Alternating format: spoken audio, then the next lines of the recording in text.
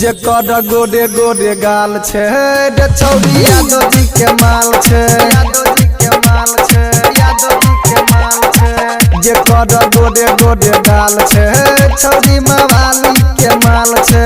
देखे में छौरी लागे बहुते हसीन रे, मुँह छे गोर खाली कारी ओकर बाल छे। जेकर गोरे गोरे गाल छे चौपाल जी के माल छे, चौपाल जी के माल छे। जेकर गोरे गोरे गाल छे छौरी यादव जी के माल छे, डीजे मुन्नारा, डीजे मुन्नारा। यादव जी के माल छे। हिट के बाजार मधुबनी, हिट के बाजार मधुबनी।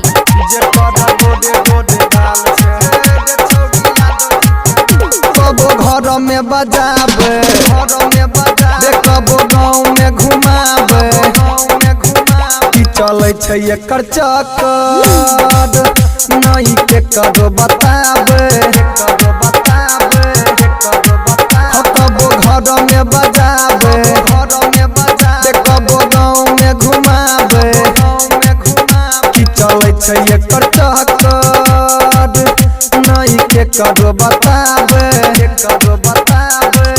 ओकर फेरा में खेत बेच देलकै, मंडल जी देखियो करेला बेहाल छे। जेकर गोरे गोरे गाल छे रे छौरी यादव जी के माल छे, यादव जी के माल छे। जेकर गोरे गोरे गाल छे छौरी चौपाल जी के माल छे, चौपाल जी के माल छे।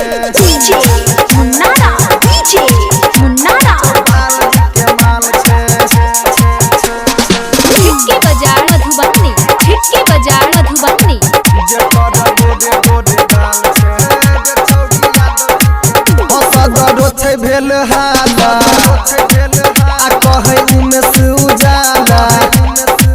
मवाली मुकेश देखलकै संगे सूर्या डीजे वाला, सूर्या डीजे वाला, सूर्या डीजे वाला। हसगरो छे भेल हाला, कहे गंगा उजाला। मवाली मुकेश देखलकै संगे सूर्या डीजे वाला, सूर्या डीजे वाला। यादव जी पागल भेलै ओकरे ऊपर रे, काट जवानी ओकर उम्र 16 साल छे। जेकर गोरे गोरे गाल छे छौरी मलहवा के माल छे, मलहवा के माल छे।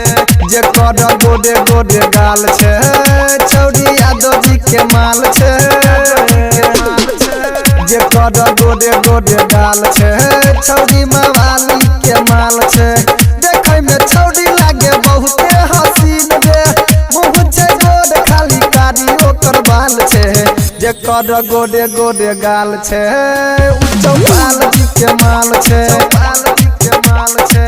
जेकर गोरे गोरे गाल छे छौरी यादव जी के माल छे।